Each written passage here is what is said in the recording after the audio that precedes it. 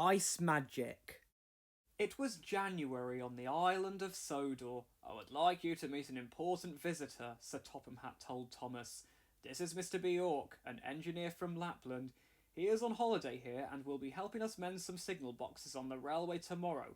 I would like you to take Mr. Bjork around the island so he can start his work." "Thank you, sir," said Thomas proudly. The next morning it was so cold that icicles hung like a necklace from the front of the engine shed. Thomas's driver had to remove the icicles with a shovel. He banged at the doors until they were free. Inside the sheds, all the engines had been woken up by the noise. Thomas was already awake and was steaming, ready to go. "You're in a hurry. What's the rush, Thomas?" asked Gordon. "I'm taking an important visitor around the island of Sodor. Goodbye." "Pah!" said Gordon. "Only important engines do that." "Yes, stop showing off, Thomas," puffed James. Thomas was sorry the engines didn't believe him, and he puffed sadly into the yard. Outside, everything was frozen, including the engine's water tower. Without water, engines can't make steam, and Thomas was worried. "If I can't have a drink, I won't be able to go very far," he sighed. Mr. Bjork was on the platform. "I can help," he said.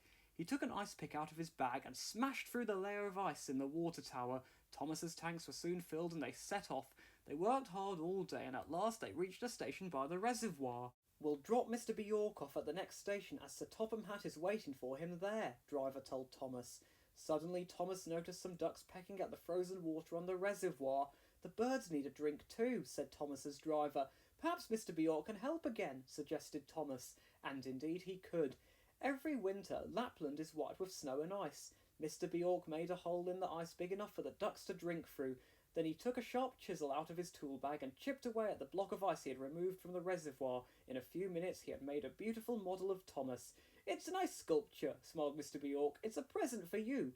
Thomas was very excited. His driver brought the sculpture into the cab so they could take it back to the yard.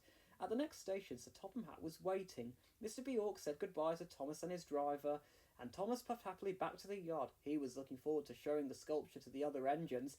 "Where's the important visitor?" asked James. Thomas briefly explained. "But he gave me a present. Look." Thomas's driver stepped aside so that the engines could see the beautiful ice sculpture, but all that was left was a pool of water. The ice had melted in the warm cab and water trickled onto Thomas's footplate. Thomas felt miserable. "You came all this way to show us your leaky boiler," teased James. "It was an ice sculpture," sighed Thomas. "Mr. Bjork said so." Next morning a wonderful surprise awaited Thomas. There stood Mr. Bjork beside a beautiful ice sculpture of all the engines and Sir Topham Hatt. "We're sorry, Thomas," said James.